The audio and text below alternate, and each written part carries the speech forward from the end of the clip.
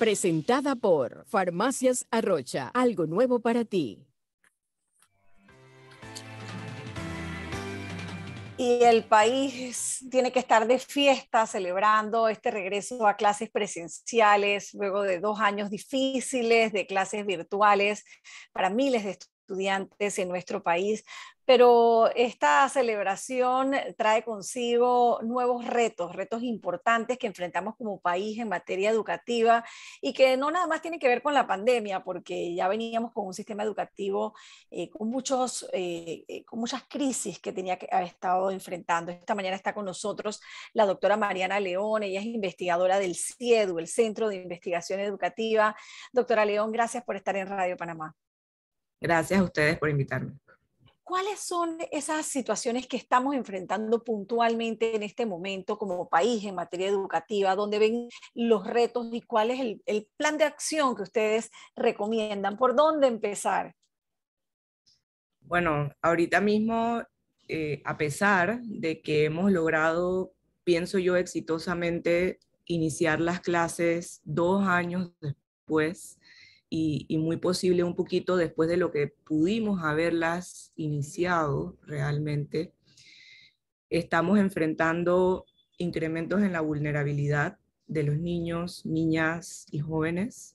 Estamos enfrentando pérdidas de aprendizaje que ocurrieron no solamente durante estos 2 años de pandemia y de encierre, sino que se vienen atrasando desde antes, ¿no? Desde el 2019 ya sabemos, y antes de la pandemia sabemos de que habían pérdidas de aprendizaje que estaban ocurriendo, y eso se evidencia a través de pruebas nacionales como la prueba Crecer y pruebas internacionales como las pruebas PISA y las pruebas YES. Y bueno, muchos otros retos que enfrenta el sistema educativo. Ahorita, pensando en este retorno a clases, en esta semana de que, bueno, ya logramos regresar, ya sabemos que las escuelas pueden abrir, de que los maestros están en el aula, de que los niños, niñas y jóvenes están en las aulas también, todo eso fue posible. Ya vamos para un tercer día, hoy es el primer día también todavía de muchos niños y niñas en el país. Sí.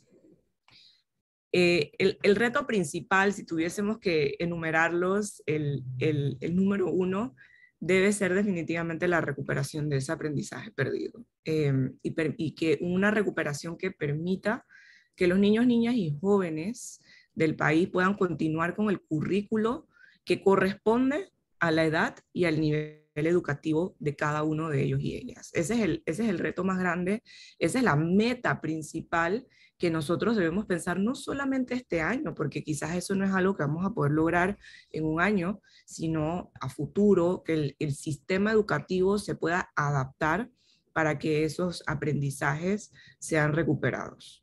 Nosotros prácticamente hemos tenido entrevistas sobre los retos de la educación en el último mes y creo que una de las conclusiones es que podemos aprovechar el momento para hacer algunas transformaciones que requería el sistema educativo desde hace mucho tiempo, y qué mejor momento que aprovechar esta crisis y verlo como una oportunidad.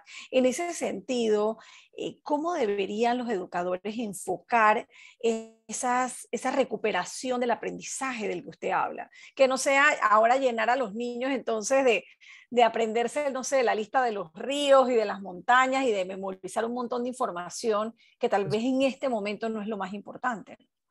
Claro, y en ese sentido es muy importante también pensar en el maestro y en la maestra que ahorita mismo está en un aula también enfrentando muchos retos. Número uno, dejar su casa por primera vez en 2 años. Eso, especialmente para las mujeres, conlleva retos que no podemos ignorar. Que son madres muy posiblemente de familia que también están dejando a sus hijos, a sus hijas en escuelas, mientras que ellas van a enseñar a otras escuelas y a cuidar y a enseñar y a educar a otros niños y niñas. Es una situación real que también tenemos que pensar en eso. Pero cuando pensamos en los maestros y en las maestras, también pensar en cómo vamos a continuar dándoles perfeccionamiento docente, desarrollo profesional continuo, enfocado a la enseñanza que permite esa recuperación de aprendizajes, enseñanza diferenciada, enseñanza individualizada, enseñanza personalizada, como hay diferentes maneras de llamarlo, todas tienen sus pequeñas diferencias, pero al final son maneras de enseñar que realmente contribuyen al que el niño o niña recupere esos aprendizajes. Porque los maestros no han sido, muy seguramente, o en su mayoría, no han sido entrenados en estas estrategias diferenciadas de aprendizaje.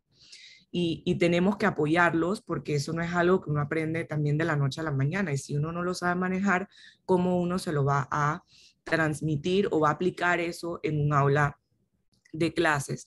Y otra cosa que también debemos enfocar los esfuerzos de desarrollo profesional continuo de los docentes panameños es en la tecnología, en el uso de la tecnología, comenzando por ahí. No asumamos que porque ya pasó la pandemia todos los maestros están a nivel avanzado en tecnología, eso no necesariamente es cierto.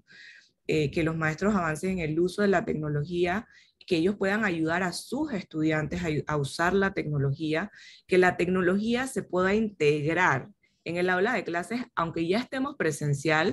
No pensemos de que la tecnología entonces deja de ser parte de la enseñanza. La tecnología debe seguir siendo parte de la enseñanza y va a seguir siendo muy relevante, especialmente tenemos que ver cómo funciona este regreso y qué alternancia va a tener que ocurrir si los niños van a tener que regresar por periodos cortos a sus casas, cuando tienen que estar aislados o en cuarentenas temporales.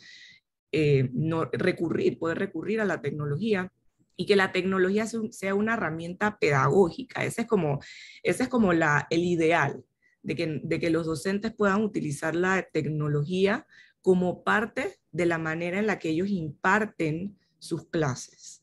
Y eso es algo que también toma tiempo que el maestro pueda internalizar esos aprendizajes y practicarlos en el aula regularmente. Y eso es complejo cuando hablamos de educadores que están en áreas remotas, que están en el interior del país, en lugares en donde el acceso a una conexión de internet, si aquí en la ciudad capital a veces es un lío y se cae la señal y no tiene la estabilidad que uno quisiera, y lo hemos vivido todos en estos 2 años de pandemia y de teletrabajo, ¿qué esperar de otras regiones más complicadas? Y ni qué decir de los docentes que también les ha tocado conectarse a esa tecnología, pero a través de un dispositivo móvil, de un celular, ni siquiera de una computadora, ¿no? ¿Cómo Sí. se logra eso? Y si hay los recursos para de verdad apoyar esa transformación. Hay que tomar en cuenta las herramientas que tienen actualmente las personas que están en el sistema, es decir, los docentes y los estudiantes, y claro está, los padres de familia, que son los que apoyan a sus hijos, hijas y acudientes. Entonces, cuando pensamos en estos sistemas de alternancia, de que ahorita estamos presencial, pero puede que en un mes ocurra un contagio en el salón tenga que regresar a la casa por, digamos, 5 días, ¿qué pasa en ese momento? ¿Qué va a suceder? Idealmente se debe, la educación no debe parar. Tenemos que pensar en que tenemos 180 días de clase y tratar de maximizar esos 180 días, aunque algunos tengan que ocurrir desde la casa y no puedan ocurrir desde la escuela por motivos ya del COVID. Entonces, ¿cuáles son esos retos que tú acabas de mencionar? Tenemos que pensar de que aproximadamente del 30 al 45% de la población panameña tiene acceso a una computadora. Cuando pensamos en acceso en áreas comarcales, drásticamente disminuye ese porcentaje. El acceso a celulares es mucho más amplio, está entre el 80 al 95%, también excluyendo las comarcas. O sea, las comarcas se vive otra situación completamente diferente y son una población relevante en número de nuestro país, que también tenemos que considerar. En las comarcas, por ejemplo, lo que nosotros como CIEDU estamos recomendando es que se continúe y se mejore el acceso de la calidad de los módulos impresos, que ya se habían entregado durante la pandemia, que eso se continúa haciendo, pero que también se mejore la calidad, porque sí ha habido observaciones y comentarios sobre la calidad de esos módulos y que le llegue a todo el mundo para permitir de que la educación no se detenga cuando hay situaciones de alternancia que se puedan dar por contagios de COVID en la escuela, y que en las instancias en donde sí se va a utilizar la virtualidad, tomar en cuenta de que la mayoría de los estudiantes se pueden estar conectando desde sus dispositivos. Entonces hay que ajustar un poquito la entrega de ese contenido, la pedagogía, la manera de abordar el material, de que, ok, esto es a través de un celular, ¿cómo lo puedo hacer divertido? Si lo estoy entregando a través de WhatsApp, que es la herramienta que más se utilizó durante la pandemia para enseñar, ¿cómo hago para que el niño o niña que se va a meter al WhatsApp y va a ver mis mensajes, que lo que yo le esté mandando sea informativo, lo mantenga engaged, comprometido con lo que está viendo? Uso imágenes, uso videos, uso textos, una combinación de las tres, pero asegurarnos de que de alguna manera la educación no se detenga durante estos 180 días que estamos iniciando apenas. Esta semana nos espera, claro, esta semana es todo este auge de hablemos de educación, hablemos del regreso a clases, pero esperamos que esa conversación se mantenga por el resto del año, porque como mencioné, son muchos días, y asegurémonos de velar porque nuestros niños, niñas y jóvenes reciban todos esos días de clase, en su mayoría presencial, y cuando no haya una alternativa, pues recurrir a esa virtualidad, componentes híbridos, semipresenciales, hay diferentes opciones, todas viables. ¿Y cuál es el rol que a juicio de ustedes deberían jugar los padres de familia y los acudientes con este regreso a clases? Y se lo digo porque, bueno, ya yo no tengo hijos en edad escolar, pero sé de muchos amigos que ven un respiro porque en los 2 últimos años fueron difíciles sobre todo para las madres, que tenían que sentarse prácticamente al lado de los niños pequeños a dar clase y a ver que se conectara bien, que recibieran los materiales, y que ahora sienten como una especie de liberación con que los niños regresen a clases, pero les va a tocar darles un acompañamiento, sobre todo por todo el tema de salud mental, de lo que implica regresar al salón de clases además, ¿no? Sí, yo me quedo con el mensaje que dio el presidente el lunes en su discurso que fue televisado, en donde habló mucho sobre, claro, los maestros y maestras tienen un rol muy importante, pero también los padres y las madres de familia tienen otro rol sumamente importante, y es que hay educación que ocurre en la escuela, pero también educación que ocurre en casa. Hay cuidado que ocurre en la escuela, pero también cuidado que ocurre en casa. Entonces, el aspecto socioemocional es uno de los más relevantes que queremos tratar de atender en casa, porque los maestros están sobrecargados, teniendo que nivelar aprendizajes, enseñar material nuevo, y encima de eso también velar y darle prioridad a la situación socioemocional de cada uno de los niños, que puede ser diversa. Entonces, que en casa nosotros, y no es algo tan complicado, ¿no? Se trata de preguntarle al niño: ¿cómo estás? ¿Cómo te sientes? ¿Estás contento? ¿Estás preocupado? ¿Estás ansioso? ¿Estás emocionado? ¿Estás nervioso? Tratar de desmenuzar un poquito las diferentes emociones que pueden estar sintiendo nuestros hijos en estos momentos, y abordarlas de una manera amigable y que no se sienta muy complicada para ellos, porque preguntar cómo te fue en la escuela, bien, ¿Qué eso no hiciste? es una Nada. conversación. No me acuerdo, ya se me olvidó. ¿A quién conociste y cuáles son los nombres de tus maestros? No me acuerdo.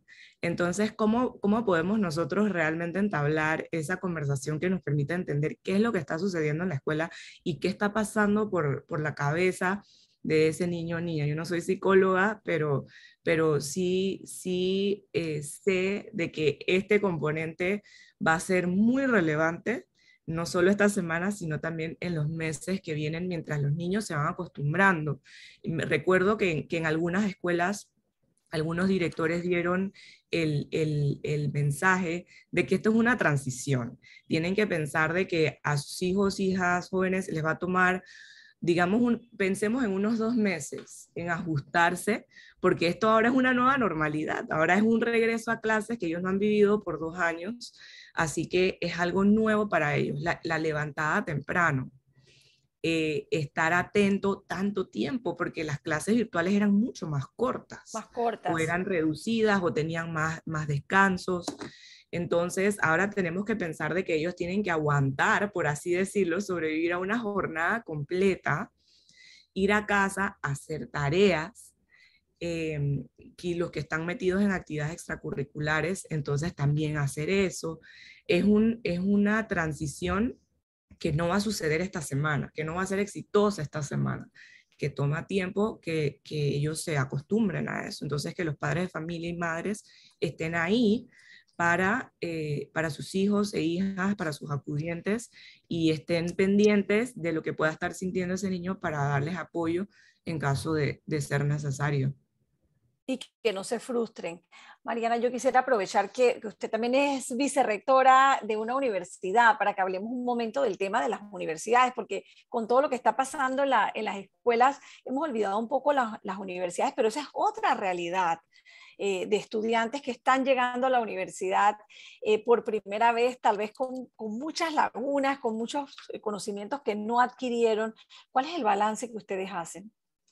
Sí, por favor no nos olvidemos de las universidades, que también es un aspecto importante a considerar de la pandemia, ¿no? Que las universidades, marzo 2020 cayó la pandemia y las universidades dijimos, esto aquí no frena, la mayoría, esto aquí va a la virtualidad y vamos a hacer todo lo posible por ajustarnos lo más pronto posible a esto, dure cuanto dure.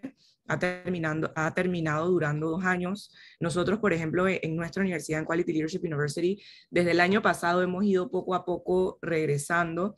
Este año hemos regresado por lo menos a nivel de licenciaturas, que sí son los cursos que ya con estudiantes recién graduados de 18 años, que quizás estuvieron 2 años fuera del aula y se graduaron sin haber ido a la escuela presencialmente, por ejemplo, y ahora vienen presencial a las universidades, y es como tú mencionas, tenemos que diagnosticar, especialmente en esas primeras clases fundamentales de matemáticas, de inglés, de comunicación oral y escrita, cómo están los estudiantes, si realmente pudieron obtener todas las competencias que necesitaban para sobrellevar y desempeñarse adecuadamente en un nivel universitario. Estamos en ese proceso de diagnóstico. Estoy segura que van a haber brechas. Yo creo que lo que más va a haber es diversidad en la población estudiantil. Quizás antes uno tenía unos 2 estudiantes que estaban un poquito rezagados, algunos estudiantes que estaban súper avanzados y el resto en la mitad. Ahora los maestros tienen ese reto, los profesores universitarios tienen ese reto de que tienes que pensar de que hay estudiantes en todos los niveles y no puedes enseñar a los que están en el medio. Tienes que ver cómo enseñas a todos los estudiantes sin importar el nivel actual de conocimiento previo que traen desde la escuela. Así que las universidades también tenemos un reto grande. Yo creo que la ventaja que tenemos las universidades es que nos hemos ajustado un poquito mejor a la virtualidad. Tenemos estudiantes que se quieren quedar en la virtualidad. Ahorita que por lo menos nosotros que hemos regresado, tenemos estudiantes que están en el aula de clases presencial, pero también tenemos estudiantes que han reportado situaciones delicadas que prefieren quedarse en sus casas y poder atenderlos a los dos simultáneamente, ¿no? Eso es un reto, pero es posible. Y yo creo que a la medida que poco a poco vayamos regresando, vamos a ver muchas universidades hacer eso. Vamos a ver muchas universidades también ampliar su oferta virtual, porque se dieron cuenta durante la pandemia que hay una demanda para ello y que se puede realizar, de que uno puede realizar un programa completo universitario de manera virtual y aprender, desarrollar competencias, desarrollar capacidades. Pero es importante también la calidad de lo que uno entrega y la calidad de este sistema virtual que uno le monta al estudiante para asegurarnos de que lo que estamos haciendo a nivel universitario sea de calidad y que nosotros estemos formando de la mejor manera a los futuros profesionales del país. Y que quizás el mayor reto es nivelar ese conocimiento y equiparar a quienes no pudieron adquirirlo en los 2 últimos años, pero sin asustarlos, porque nos corremos el riesgo de que mucha gente abandone los estudios diciendo yo no puedo con esto, ¿no? Y eso tampoco lo queremos.